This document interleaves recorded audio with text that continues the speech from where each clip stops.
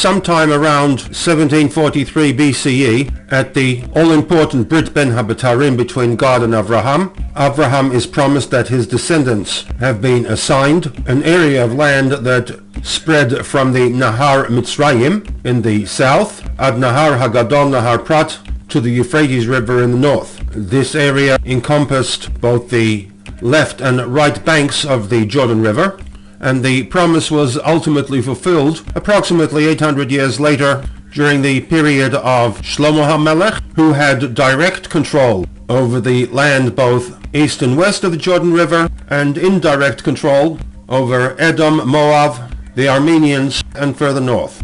In its modern reincarnation of this promise, present-day Israel is limited to the west side of the Jordan River, with a fairly sizable chunk, nowadays known as the West Bank, not recognized by the international community as legally part of present-day Israel. We shall be stepping back in time somewhat to a period approximately 400 years after the Brit Ben Habatarim, the promises that were made to Avraham, to a time where the Bnei Yisrael, having conquered two of the major powers on the east side of the Jordan, the areas controlled by Sichon and Og, are now poised and ready to cross the Jordan into Eretz Canaan proper.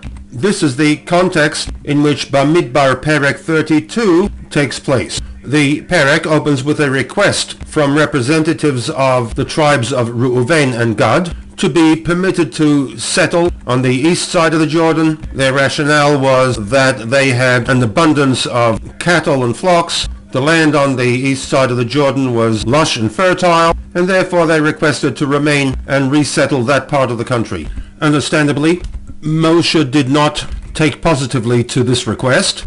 He may have misread their intentions when he tells them, "Ha'achechem yavo lemilchama," you are asking the rest of the nation to continue on into Eretz Canaan and engage in war in order to conquer the land, while ve'atem teshvu po, while you are settling in with your families into a life of serenity, benefiting from the risks undertaken by others.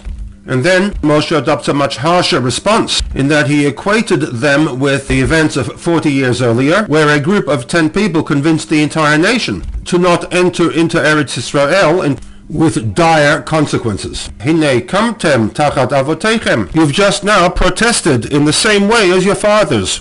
You are anashim chataim, wicked people, who are tarbot lispot od, who are further inciting al charonaf Hashem el Yisrael, the anger of God against his nation Yisrael. Just as they proposed not entering Eretz Israel, you are doing the same. Just as then the consequences were catastrophic for the nation, so too will be the consequences of your actions. In response, the representatives of Bnei Reuven and Bnei Gad attempted to affirm that their intent was not the same as that of the Meraglim, and in fact, they made a commitment to Moshe that Nechaletz Chushim Lefnei Bnei Yisrael, we will arm ourselves and lead the attack against the Canaanite nations. We will remain in Canaan until the entire country has been conquered and the nation settled on the west side of the Jordan. It turns out this could have been a period of up to 14 years. Moshe draws up an agreement, and the final 11 pasukim of the perek deal with the implementation of that agreement. The tribe of Reuven and the tribe of Gad were permitted to establish themselves on the east side of the Jordan. The focus of the Sikha will be a statement in Bamidbar 32-33 regarding the implementation of the agreement.